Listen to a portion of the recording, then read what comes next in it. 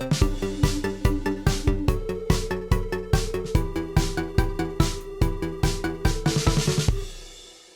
right, 3 of the 4 African representatives at the ongoing 2023 FIFA World Cup in Australia and New Zealand have made it to the round of 16. It is unprecedented, and of course, it is Africa's women's FIFA World Cup. That is, a lot of people are calling it for the first time. 3 African representatives making it to the knockout stage of the competition. I welcome you on that note to Fans Forum. Of course, this is where we discuss everything African football. Today, we'll be looking at the 3 African representatives. Of course, the knockout phase will be kicking off this weekend. They'll be looking at Nigeria, of course, perhaps the most successful domestically. Internationally, the most successful football club in Nigeria, Hima Football Club of Aba.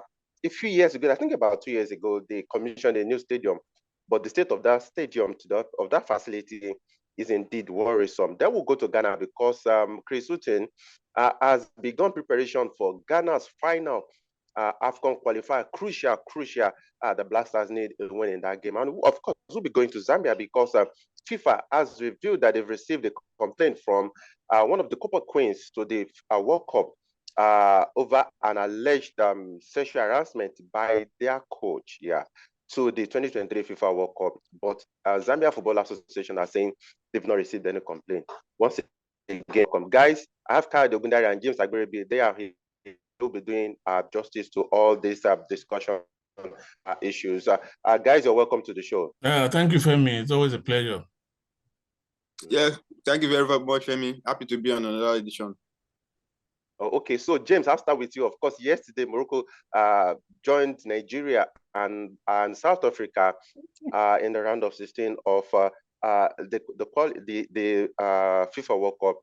It is something that even if you have a crystal ball right in the corner of your room, I'm sure you wouldn't have seen that coming because of the group, the peculiarity of that group, where you have Germany and you have South Korea. Then you have also Colombia and Morocco, 2 countries that you wouldn't even expect who made it through. But particularly Morocco, their first ever appearance at the finals, and they are in the knockout stage. Femi, the Morocco's qualification came as a surprise to me. I never give them a chance. The first time they were at the World Cup, and they had other teams who have had the opportunity of being at the World Cup. You had 2-time champions, Germany, you had South Korea, you had Colombia. Surprisingly, that's why the fact that they didn't start on a good note. They lost 6-0 to Germany. They were able to bounce back. They got 2 victories against South Korea and Colombia. I mean, that's a big feat for Morocco. Even when I was following the game yesterday, watching the game, at some point I just felt it was just a matter of time before Germany will overcome South Korea. But South Korea, for Morocco, that didn't happen. The South Koreans did the job for them.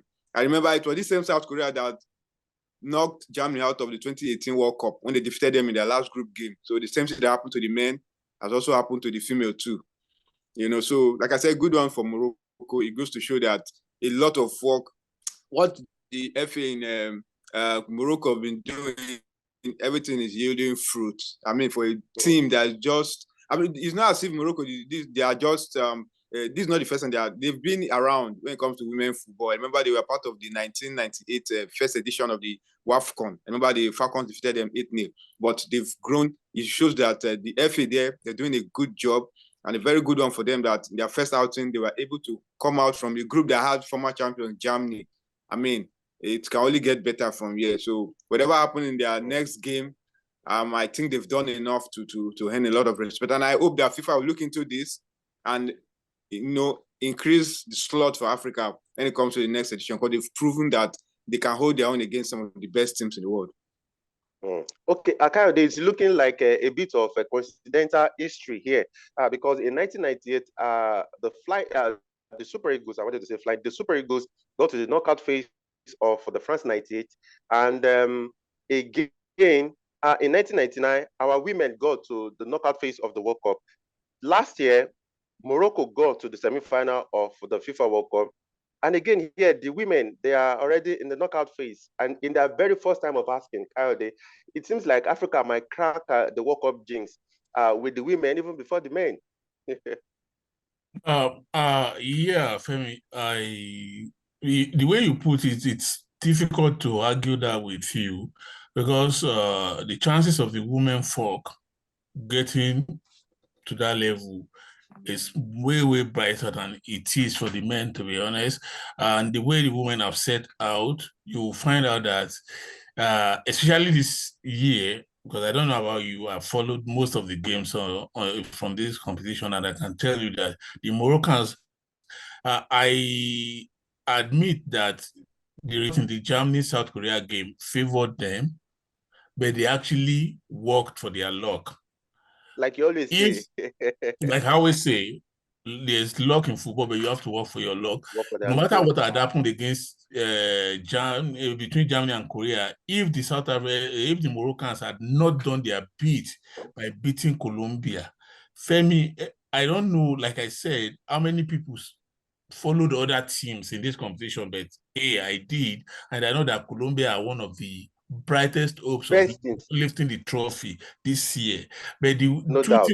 two things that the Moroccans did against them that surprised me was their attacking game. The way they counter-attacked, their transition from defense to attack really, really caught the South Americans by surprise.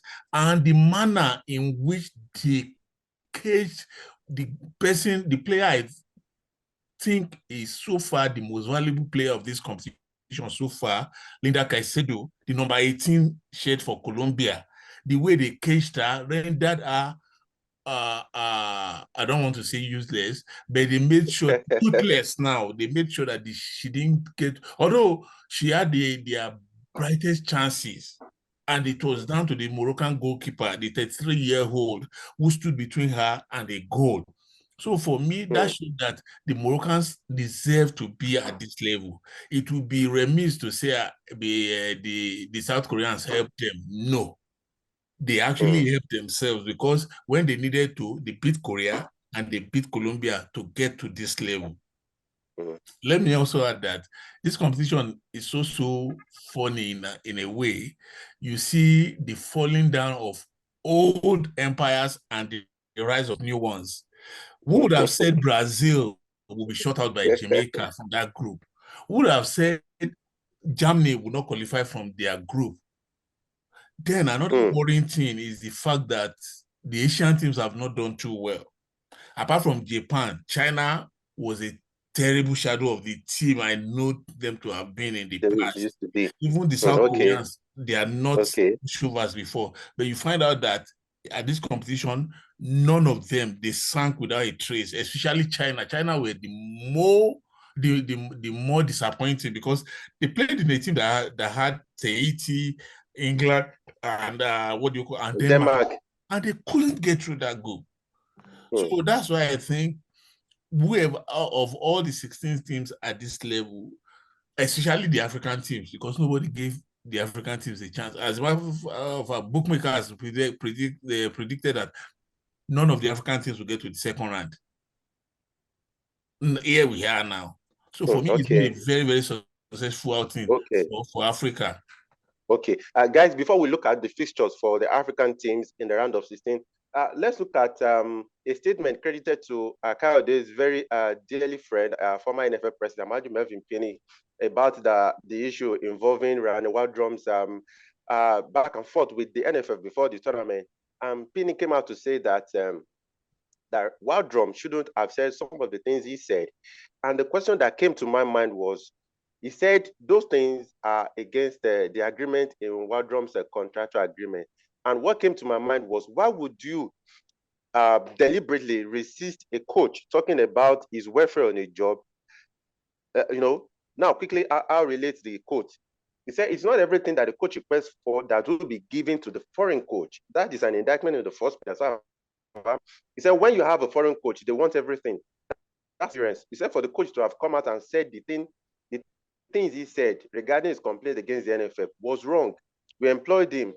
He said, Waldrom is a very good coach, but you don't say things publicly, which is against your contractual agreement. James, I think this is the problem with Africans. Apart from football, even in the workplace, we do not have this freedom for employees to even complain about maybe a superior who is trying to, victimize them in places of work. Now, we even took it to institutions where you have a former NFL president, for instance, coming to say that the things that Waldron said are wrong. Well, the way we do our own thing here is like maybe Phoenix, maybe you think the Waldron is the typical Nigerian coach who they feel they help, they do favors when it comes to giving out coaching assignments. These are people that they know what they want and they go for it. So they always get away with all these things with Nigerian coaches. Up to today, we hear some coaches telling you that they are still being owed by the NFF and nothing's been done about it. But this is somebody He's also being owed about 7 months before the World Cup. Yeah, exactly. And this is somebody that he has come out to voice out his frustration. So I mean, it just goes to show the kind of people who run our football. You're supposed to have known by now. These are people that they don't care about how the football is run. They just want to do things the old way, and they just expect to just take it like that, as if they are helping you. I think I heard somewhere that somebody was saying this is the biggest achievement for Waldron, going to the World Cup. And I mean, I don't know. So I mean, until we sit down and trash out a lot of things about our football, we are going to continue in circles. It's going to be the same set of people who continue to hear trash. Sorry for my language, trash like this. I mean, you are doing the wrong thing, but you don't want the person you are affecting. You don't want the person to talk. You just want the person to just keep quiet and allow things to go as usual. I mean, for me, whatever he said, I have it in mind that after this World Cup, whatever the stage the Falcons reach, I think I don't see Waldron sticking around, but he has proven a point. He has done his best. I was a big critic of him because of the way the team was playing, but this time I think he has done well. He has shut a lot of critics up, and I just hope that he'll be able to take this team far, even beating the record of the 1999 quarterfinal feat of the Super Falcons. So for me, for what Phoenix said, I'm not surprised. It's somebody that can still search. You remember when the Super Eagles failed to qualify for the World Cup? You have done kind there as well. So it's not a surprising thing. You expect something like, because it is like that are still in the affairs of the NFF running things, and we continue to see things when you have people like this still at the helms of affairs. Femi, don't bother to ask me my opinion. Don't bother to ask me my opinion. I do not have an opinion on Phoenix. I have better things to do with my time. Seriously, I have better things to do with my time. But anyway, really, when I think about how we do our things in Africa here, I games. Of course, we have South Africa. They'll be playing Holland. That will be on Sunday. Then on Monday, Falcons will have their hands full against the Three Lions. And of course, on Tuesday to be France versus Morocco. This it was France that knocked Morocco out of, or that defeated Morocco in the semi-finals of the 2022 FIFA World Cup. But very quickly, Kyle, let's look at these three teams. How do you think they're going to fare? I hope it's not going to be a case of deja vu, eventually what we feared has come upon us. But let's look at it. South Africa versus Holland, then we have Nigeria versus England, then we're going to be having Morocco versus France. Yeah, I think, to be honest with you, the three teams have an uphill task against their opponents. I will start with South Africa. Yeah, I will start with South Africa. I saw all of their games too. I saw them play against all the three teams in their group. I think they are a good side, but technically they are not at that level yet. And I saw the Netherlands, the way they played against Brazil, Haiti, and the other team sorry, not Haiti. The way USA. they played against Jamaica and Brazil, France. and I feel the Dutch team I caught above South Africa. Yeah, they are caught above South Africa. So, well, anything happen in football on the day, but on paper, I think the Netherlands are going to be a tough nut to crack for the South Africans. France, Morocco. I also think the French team, they are better. Of course, on paper. Yeah, I also saw their games. I saw them play against all the teams in their group too, and I feel that they are just a bit. They are not a bit. They are several steps ahead of Morocco. But like the male teams showed us last year in Qatar, never say never. Nigeria, England. I would have wished that Nigeria avoided England, and I will tell you why. The English team. I saw their game against Haiti, their game against Denmark, and the last game against China. Yeah, if Nigeria had played against these three teams, I think Nigeria would have qualified too.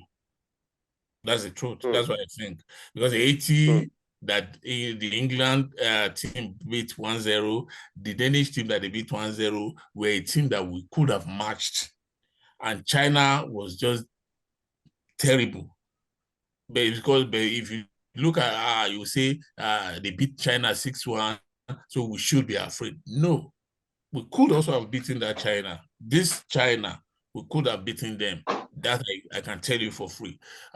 You see, what they have going for them is they have very, very outstanding players, not across the pitch.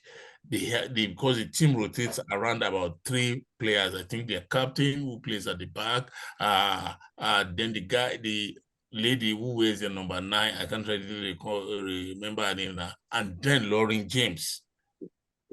Those are that is the center of all their attacking plans. If it is possible, and it is very possible, for Nigeria to neutralize these 3 people, essentially, I want to see the midfield battle between James and our own Ucheibe. One of your crushes, right? Yeah, one of my crushes. I want to see how Tony Payne is able to marshal that midfield. Then I think, and then there's another very important one. If the Nigerian team quickly get into the game, because I've seen that pattern that it takes them a little bit of time to settle down. If they're able to quickly get into the game before the English team really start to exert their dominance, then I think we stand a chance. Stand a chance of matching them toe to toe. And when you are not afraid, when you play without fear, Femi, fortune favors the bold. Anything could happen. So, like I said, I'm not saying Nigeria is outright favorites to beat England, but yeah, we could hold our own, because don't forget, I see in Steez, not because I'm in Nigeria, but Nigeria has the best team out of all the 4 teams that went to the World Cup from Africa. Okay, James, of course, I wanted you to talk about the Super Falcons, but unfortunately, there is no time. Let's talk about Yimba. James, I'm sure you saw those pictures. I'm so kind of I've seen those terrible sights coming from the Yimba International Stadium in Aba. That stadium was commissioned. It was a hybrid stadium, according to what we heard about 2 years ago. And now, the state of that facility, of course, our producer will be rolling those pictures now for you. It looks like a place that has been deserted since the end of the Second World War. James, Yimba won the MPFL last season and will be playing in the CAF Champions League. I'm already wondering where they will be playing their continental matches, because when you even play outside of your home, you've weakened your support already. And James, those facilities, what can you say about them? We saw them on Facebook and from all Niger goals. And initially, this very platform posted the pictures, and it said we got a lot of criticism from people from that part of town, and they sent a correspondent back there, and the correspondent returned with those pictures. Those were the pictures of that facility, because of course, if you compare the facility when it was commissioned to this, nothing has changed. Just that grasses has overgrown even the places where the supporters sit. James, very quickly. Yeah, Femi, the Yimba Stadium is just one of those. We've seen worse things. Remember the shape of the Abuja National Stadium before they eventually did work on it. We've seen worse. This is just one of those in the collections, in terms of poor maintenance in our stadia. I mean, I saw the pictures and what a terrible thing to see for former African champions. I mean, just go to show that we are not ready when it comes to professional to run the game professionally. We are not just ready. We just come play the football and go. I mean, these are things that you see that they can endanger people's life when they come to World Games. I mean, you begin to imagine this is the same stadium that was commissioned. Just how many we've seen stadium in top European countries, in all these big countries, stadium of over 100 years. They are still there. They are still well run. But in our case here, we just feel, you know what? That's why I say when you keep having the wrong people run affairs, these are the things you continue to see. It's not magic. Magic is not. It's not about magic. When you have the wrong people doing in places like, I mean, they are going to do the things the way they feel they can do it and get away with it. I mean, you have a stadium for a big club like Eimba, they cannot maintain their facilities. The league will commence just around the corner, and they will be on the continent. Is it when the date is close by? That's when they start running and down, start doing renovation. You know, people always want to criticize. They will say people always find it difficult to take criticism and do the right thing. When you come out to bring out their lapses, they tend to feel as if, okay, you are attacking them, you are criticizing them. But when you don't do the right thing, I mean, when you don't do the right thing, I mean, people will come at you, but they don't want to take that. They don't want to say, okay, let's for a change. But you keep seeing things like this. I mean, that they call it the international stadium. I mean, this is a stadium that have hosted top games in the past. And they decided to give it a facelift, but look at the state of it now. I saw one part, there's no roof in one of the stand. I mean, look at water just flooding everywhere, and look at grass is growing, and they have management team in that club. I mean, Femi, I don't know, it's tiring sometimes when you talk about this thing. Very, very, very, very tiring, and it's frustrating. So I don't know. I think the whole thing out in the open now, and let's see what the management of the club are going to do about it. Let's even hear what the management of the club will say. And at this moment, I do not even envy Wako Kanu has taken over as the chairman of the club from FLS. And you see, Agu Kanu has a lot of job in his hands. I would have also loved Kayode to talk about, but quickly we have to take a trip to Ghana. Kayode, let's talk about the Black Stars now preparing for their final 2023 AFCON qualifier against Central African Republic. That game is going to be crucial. And Chris Hughton, you know, it's been months of so much criticism for the GFA, and I'm sure, I want to believe that the GFA must have held maybe some form of crisis meeting with Chris Hughton and his coaching crew about the performance of the Black Stars in the qualifier so far. So Chris Hughton, just with over a month to that game is going to take place at the Babayara Stadium on September 7th. He's been seen with, of course, Boateng and of course Dramani. They've been training with maybe local players that they have in mind will likely join the foreign players. But Kayode, this is going to be crucial for the Black Stars. What do you think Chris Hughton should be thinking now? What do you think he should do to ensure that the Black Stars are in Côte d'Ivoire? Because at this moment, the Black Stars cannot afford to lose this game to Central African Republic, or even afford not to be at the AFCON next year. It's actually very, very funny for me that Ghana will have a match against Central African Republic, and will say it is a very important match. No disrespect intended, but I think, let's tell ourselves the truth. No matter what happens, Ghana is going to win that game and qualify. Ghana will be in Ivory Coast. I can assure you, you can take that to the bank. I just don't like the events surrounding this game and everything about the coach, because once you've given somebody a job to do, no matter how successful a team is, when it comes under a new manager, the manager will try to recreate the team in his own image. So there will be this transition period that things will not be as smooth as you expect it to be. So that's what is happening again under Hughton. And he has not done badly. Femi, let's get that one clear. He has not done badly. The way, if you judge by the criticism, you think he has lost every match he has played. No, he has not done badly. What I think is these personalities in the GFA. But Kari, would you say 1 win, 2 draws is fair enough? Femi, no. In the larger scheme of things, but if you put it in context that this is somebody trying to recreate the game, because he has in his, don't forget, he was in an advisory capacity when Ado was in charge. But now that he has taken over full time, he has to recreate this team in his image. He has a way he wants them to play. That's what But Kari, sorry to cut in again. The argument from some stakeholders in Ghana is that he's not entirely new to this team. He was He with is new to Odoado the for team, over Femi. a year. I do not agree. He is new to the team.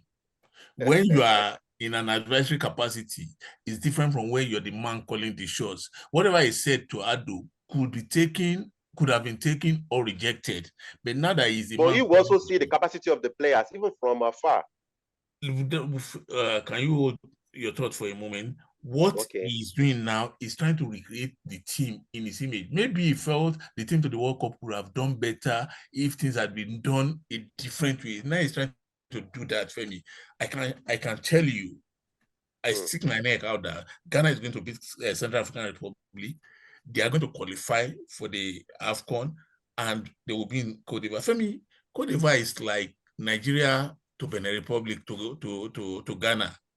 All you need to do is, once you pass secondary Takoradi, you walk across the border at Elubo, and you are in Ivory Coast. So Ghana will have the most support apart from Ivory Coast at that competition. I still don't believe you're in Nigerian currently.